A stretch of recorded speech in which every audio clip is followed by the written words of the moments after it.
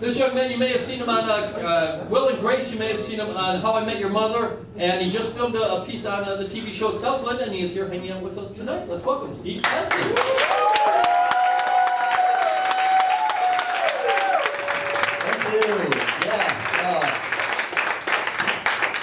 Like Will, I am the lone man in the yoga studio, and like Will, I live in the south of Boston apparently and walk Airedales, and like you, I like the guys. So yes, I too am a fag, and I'm happy about that. Aside from all the self-loathing, it's fantastic being gay. It's, alright, so here's the deal. You guys don't know who I am, and you have no idea. You have no idea. But so I like to clue people in from the very beginning and give you a little hint of some of the upbringing and who I am. It's kind of my first show stick. So here I am. I was 4 years old, and I used to take baths with my sister. She was 19. No, that's not true. So I was 4 years old, and out of some sense of Puritanism, our parents used to make us wear our underpants in the bathtub. Now, yes, you're laughing. Like any of you who have had kids, the bathtub is no place for a 4-year-old's underpants, right? It's like a recipe for poop soup. But there we were, sitting in this tub. And out of the same sense of Puritanism, we were only allowed to use the proper names for everything. We could only use the term penis and vagina. Vagina is a hard word for a 4-year-old, am I wrong? The only way I could remember it was by knowing that it sounded like fine china. I swear to fucking God. I swear, all right, what makes this gay? What makes this gay is not the fact that it was using a mnemonic device at 4. That makes me smart. What makes me gay is that it's fine china. Straight boys, you did not use the phrase fine china. Like if I was straight, it would be something like, engine, right? Because straight boys are stupid. You know that. Like, every straight one at this table knows that that's where we're. If I was Jewish, it would be like, oh, angina. But no, like, fine china. Can you imagine my horror every Thanksgiving when my mother told me we were going to be eating on her fine china?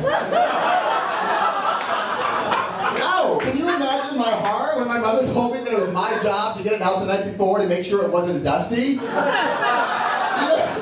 This is hell to a young gay boy. It's terrifying. Alright, so now I live in Los Angeles, and, alright, here's the deal. I have this weight thing. I do. I have a weight thing because I live in West Hollywood and the boys are so thin if you fucked any one of them, your dick would pop out of their belly button. To translate to the straight crowd, it's like dating an Asian chick. It's horrifying. It's horrifying. Alright, so here's the deal. I recently bought these jeans. How do you like these jeans? Right. Looks good, right? No, I bought these jeans. And like, all right, straight girls, go with me on this. Jean shopping is horrible, right?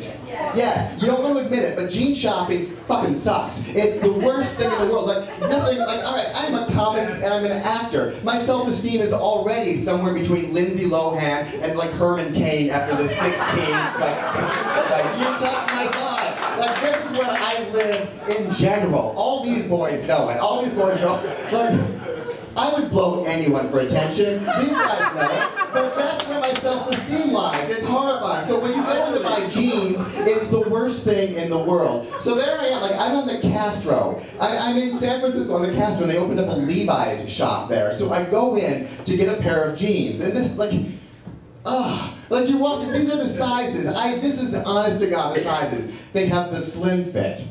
And then they have the slim fit tapered, because the slim isn't enough. And then after that, they have the skinny jean, and then they have the super skinny jean, and then they have the matchstick jean, which apparently is the slim fit with the super skinny leg. And then they have the crystal meth addicts jean, and then they have the concentration camp victim jean.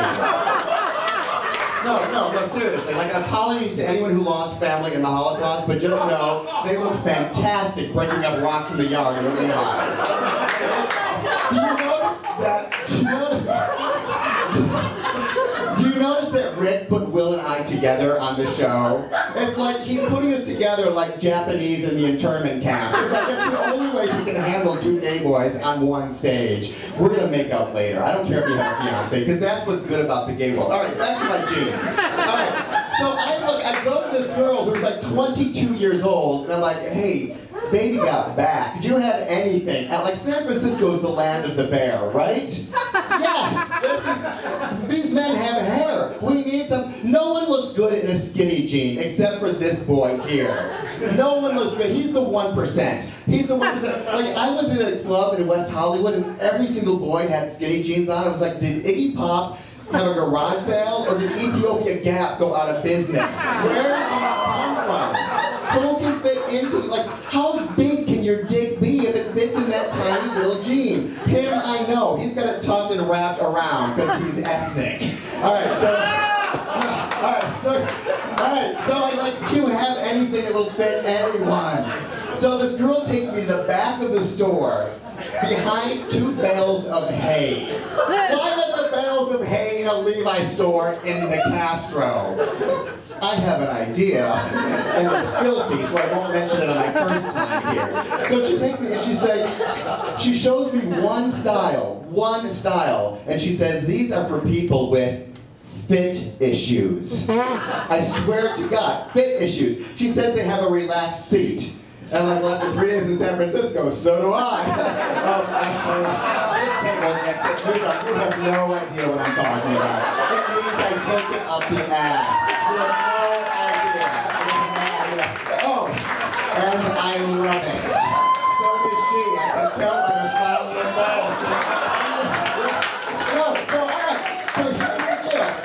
She gives me this pair of jeans. I try them on, and like a miracle, they fit on the first time. I am a smart homosexual. I know when to stop. I take these out. I'm like, I will take these. I go no further than this. She's like, fantastic. And then she asked the stupidest question for the Castro I have ever heard in my entire life. She asked if I want a top to go with those. I was like, are you serious? You just asked me that? If I want a top to go with these? I'm like, yes. I would love a top to go with these. And I get to pick out, because this is one area where size is an issue and no matchstick is going to work. And she's like, what are you talking about? Like, top, bottom, gay, straight, like, the fucker, fucky, you had no idea what I'm talking about? And she's like, I don't know what you're doing. And I'm like, I live on, like, this is the Castro. This is arguably the gayest thoroughfare in the country. Like, after this, it's like Provincetown and then Tom Cruise's driveway in Brentwood. It doesn't get gayer. It doesn't. And like, walking down the street on the Castro without having cum splash in your face is a chore. And this girl is trying to ask me about, I'm like, you don't use the word top to describe a men's garment. The word is blouse. Alright, I have time for one more. I'm gonna tell you something. Here's the deal. This again, you know, the self-esteem. Like, we're on the 3rd floor, my self-esteem is in the fucking basement. That's where I go. Alright, how do you like my haircut? Yes, thank you. This is the first time I've actually had someone else do it in years, because oh, look, I just unsnapped myself. Like, come and get it, baby, come and get it. You wouldn't know what to do. You wouldn't know what to do? I would teach you. Like a fistful of resin oil and you would be best friends. Alright, so here's, like, my hair, like, I've been cutting my hair for myself for like a year and a half because there's something wrong about being a balding gay man in Hollywood having to pay full price for a haircut. It's like an amputee having to pay for both shoes. I only use half. It's fucked up. Why would I have to pay for this whole thing, right? It fucking sucks. It's annoying is what it is. And so there's like in LA, I don't know if it's here, but in LA there's 2 shops. One is Rudy's and the other one is Shorty's. They're these big barber shops. And when you sit down, like in front of you on the wall before you are nothing but pictures of men and actors with what?